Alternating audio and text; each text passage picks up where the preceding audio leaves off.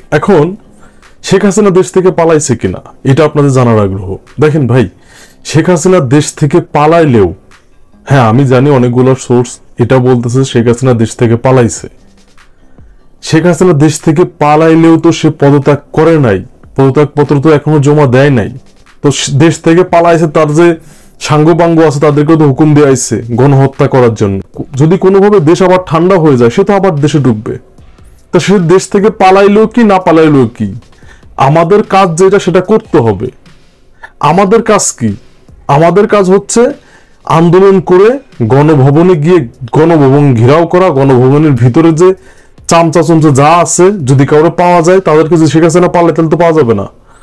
আন্দোলন করে যে কোনো একটা অবস্থানে আসতে হবে। ওই সেনাবাহিনী ক্ষমতায় নিব অথবা অথবা কেয়ারটেকার সরকার যে আসুক, একটা পরিবেশ যখন তৈরি হবে তখন আমাদের আন্দোলন থেকে থামতে হবে।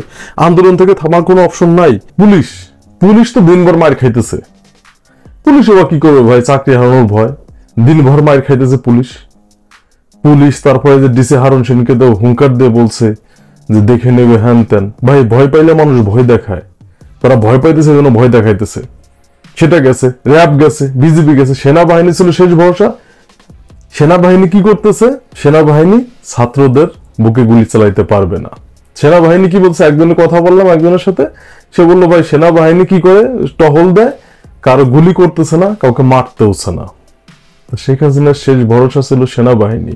প্রতিটা দেশের শেষ ভরসা কিন্তু সেনাবাহিনী থাকে। সেই সেনাবাহিনী কিন্তু মানে উল্টাই বইছে, উল্টাই গেছে ভাই। যখন আপনার সময় খারাপ যাবে না, সব দিক দিয়ে খারাপ যাবে।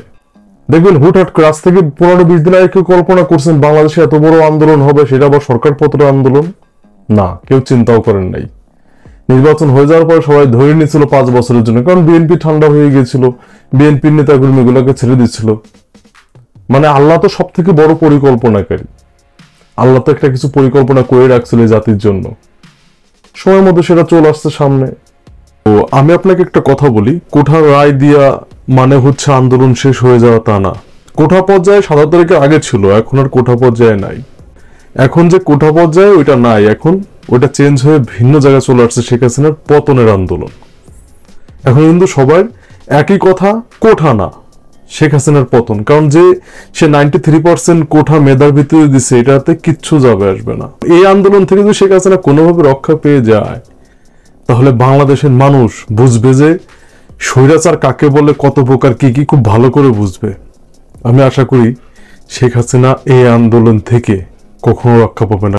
বাংলাদেশের জনগণ বুঝে গেছে যে শেখ হাসিনা সহজভাবে দিবে না, তাদের অধিকার তাদের আদায় করতে হবে। এই জন্য দেখবেন লাশের সারি, ঢাকা মেডিকেলের লাশের সারি, লাশ পড়তেছে মানুষ জীবন দিয়ে। আন্দোলন কোনোভাবেই দমানো যাচ্ছে না। এটা কেউ বলছে জানেন? আমাদের বাংলাদেশে যে একটা পররাষ্ট্রমন্ত্রী আছে না, যার কোনো কূটনৈতিক দক্ষতা নাই, কোনো কিছুই নাই, হাসান মাহমুদ। অনেকে তাকে হাসাও মাহমুদ বলে চেনেন। সে নিজে বলছেন, আজকের নিউজ, এই আধা ঘন্টা আগের নিউজ, আধা ঘন্টা থেকে 1 ঘন্টা আগের নিউজ, সে বলছে আন্দোলন কোনোভাবেই দমন করা যাচ্ছে না। পারবেন না তো?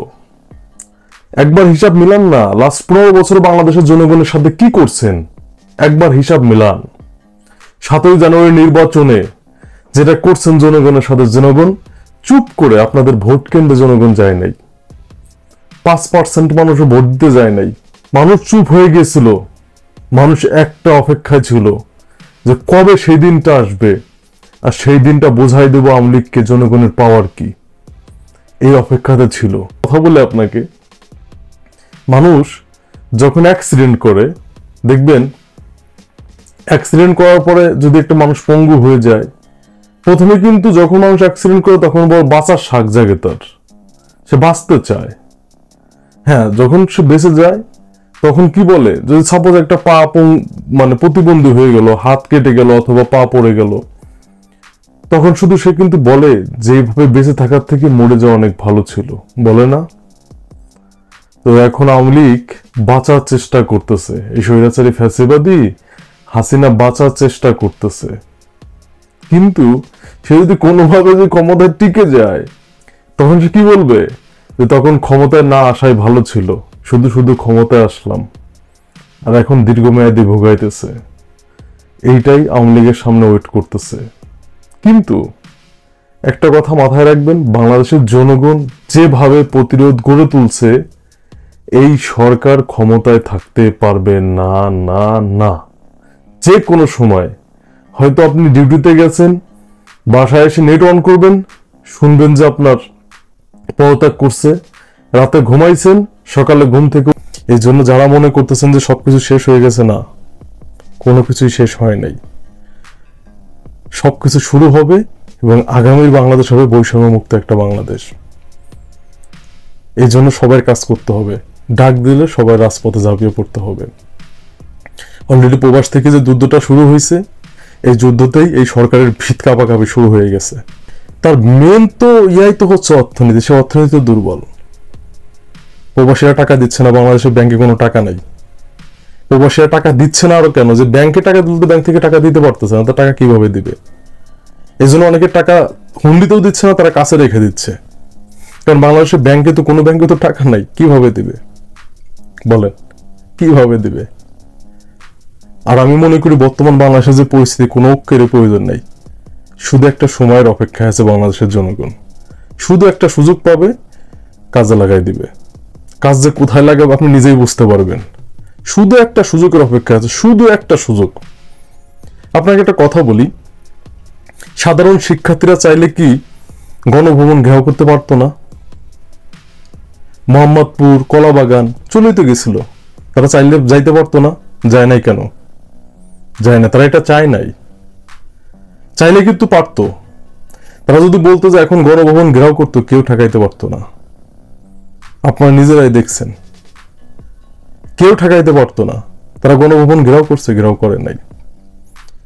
এই সরকারকে সুযোগ দেওয়া হয়েছিল, সে কি করে? সে উল্টা আরো সাধারণ জনগণ, অলরেডি গণ অভ্যুত্থান ঘটে গেছে, অলরেডি হয়ে গেছে, কিন্তু এরপরে যেটা আসবে এটা হবে ভয়ঙ্কর।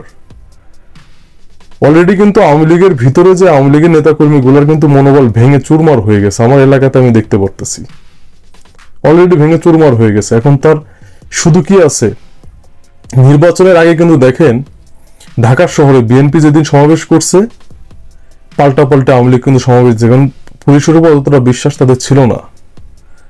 এখন তার নেতা কর্মী তো মাঠে নাই, পুলিশের উপর কতটুকু বিশ্বাস রাখতে পারবে? অলরেডি পুলিশের মনোবল ভেঙে গেছে।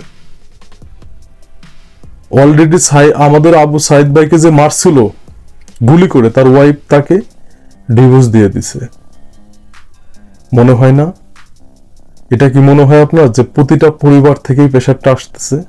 100% আসতেছে। প্রথম যে যুদ্ধটা চলে গেছে, এটা মানে সরকারের অনুকূলে ছিল। পরবর্তীতে যেটা আসবে সেটা টুমোরো যেদিন আসুক, ওইটা সরকারের অনুকূলে থাকবে না, ওইটা সাধারণ জনগণের অনুকূলে থাকবে। শুধু দেখতে থাকেন। আর ঢাকা ঘেরার যে কর্মসূচি, ওইটা অতি দ্রুতই আসবে, আর এটা তো সফলও হবে। কারণ অলরেডি 3টা জেলা, ঢাকার প্রবেশদ্বার 3টাই সাধারণ শিক্ষার্থী, সাধারণ জনগণের দখলে ছিল বিগত সময়। আপনারা জানেন নারায়ণগঞ্জে কি ঘটছে, গাজীপুরে কি ঘটছে, সাভারে কি ঘটছে, এটা আপনাদের সবার জানা, এটা আমাকে নতুন করে বলতে হবে না। আসছে ঢাকা ঘেরাও কর্মসূচি। আমার কথাটা অবাক হচ্ছেন আপনারা? অবাক হওয়ারই কথা না, এটাই হবে। ঢাকা ঘেরাওয়ের কর্মসূচি আসতেছে, এই জন্যই সরকার পাগল হয়ে গেছে, কারফিউ উঠাইতেছে না। ঢাকা ঘেরাওয়ের কর্মসূচি করতে যা যা লাগবে বর্তমান সব সাধারণ জনগণের পক্ষে। বিশ্বাস হয় না? কথাগুলো বলবো, সাথে থাকুন। তারাই কিছু কথা আপনাকে বলি। বাংলাদেশে যেটা হইতেছে বর্তমানে, যে নাটক দেখেন, বিভিন্ন পিটায় কি অবস্থা করছে। বিভিন্ন কিন্তু সুস্থ, তার স্ত্রীর পাশ থেকে উঠাই নিয়ে আইছে, আর সে এখন কোর্টে উঠাইছে, সে হাঁটতেই পারতেছে না, কি পরিমাণ নির্যাতন করা হয়েছে। যাই হোক, সময় যখন আপনার খারাপ হবে না, দেখবেন চারিদিক থেকে বিপদ আসে, একদিকে আপনার কাছে গ্রিন সিগন্যাল আসবে না। বর্তমান সময়ে এই সরকারের আন্তর্জাতিক চাপ, রাজনৈতিক চাপ, অর্থনৈতিক চাপ 3টা একসাথে মিলিত হয়েছে।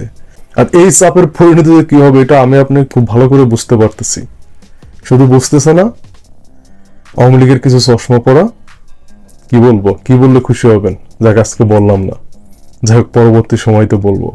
ধন্যবাদ সবাইকে, আসসালামু আলাইকুম। বৈষম্য বিরোধী ছাত্র আন্দোলন গণজাগরণ শুরু হয়ে গেছে।